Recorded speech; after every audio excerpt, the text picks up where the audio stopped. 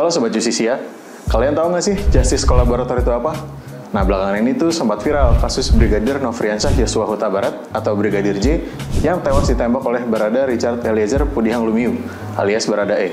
Sebelumnya, Baradae telah ditetapkan sebagai salah satu tersangka, kemudian mengajukan diri menjadi Justice Collaborator.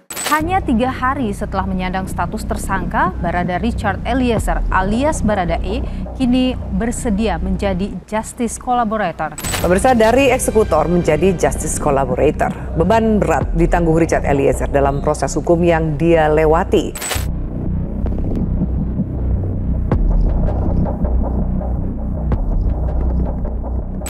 Remisi tambahan tetap layak diberikan. Menurut LPSK, remisi tambahan kepada Richard Eliezer ini diajukan mengingat status Eliezer sebagai Justice Collaborator. Dalam sidang pembacaan vonis, Majelis Hakim menyatakan mempertimbangkan status terdakwa Richard Eliezer sebagai Justice Collaborator. Di video edukasi hukum kali ini, kita akan membahas apa sih Justice Collaborator. Simak selengkapnya ya.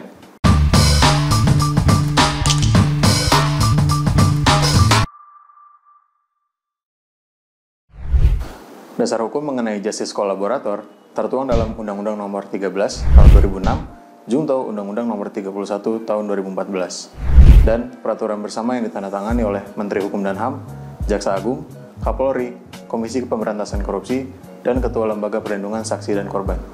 Dapat Sobat Justisia ketahui, berdasarkan artikel yang diterbitkan oleh Kompas.com, Justice Collaborator dapat juga disebut sebagai saksi pelaku yang bekerja sama. Mengacu pada pasal 1 angka 3 peraturan bersama, saksi pelaku yang bekerja sama adalah saksi yang juga sebagai pelaku suatu tindak pidana yang bersedia membantu aparat penegak hukum untuk mengungkap suatu tindak pidana atau akan terjadinya suatu tindak pidana untuk mengembalikan aset-aset atau hasil suatu tindak pidana kepada negara dengan memberikan informasi kepada aparat penegak hukum serta memberikan kesaksian di dalam proses peradilan. Mahkamah Agung pun juga mengeluarkan surat edaran nomor 4 tahun 2011 mengenai kriteria ataupun syarat seseorang yang dapat dikategorikan sebagai Justice Collaborator. Syarat tersebut meliputi beberapa poin. Syarat untuk mendapatkan status sebagai Justice Collaborator diantaranya sebagai berikut. Yang pertama, tindak pidana yang akan diungkap merupakan tindak pidana serius dan atau terorganisir. Yang kedua, memberikan keterangan yang signifikan, relevan, dan andal untuk mengungkap suatu tindak pidana serius dan atau terorganisir. Yang ketiga, bukan pelaku utama dalam tindak pidana yang akan diungkapnya. Yang keempat, kesediaan mengembalikan sejumlah aset yang diperolehnya dari tindak pidana yang bersangkutan, hal mana dinyatakan dalam pernyataan tertulis. Yang kelima, adanya ancaman yang nyata atau kekhawatiran akan adanya ancaman, tekanan, baik secara fisik maupun psikis, terhadap yang bersangkutan atau keluarganya, apabila tindak pidana tersebut diungkap menurut keadaan yang sebenarnya.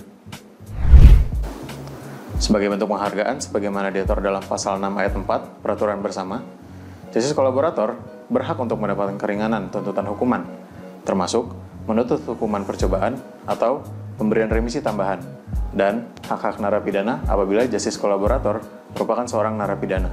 Dengan demikian, Baradae yang menjadi Justice Collaborator dalam kasus ini diyakini telah membantu membuat terang kasus kematian Brigadir J dengan keterangan-keterangan yang diberikan, sehingga vonis hukuman yang diberikan kepada Baradae pun diringankan.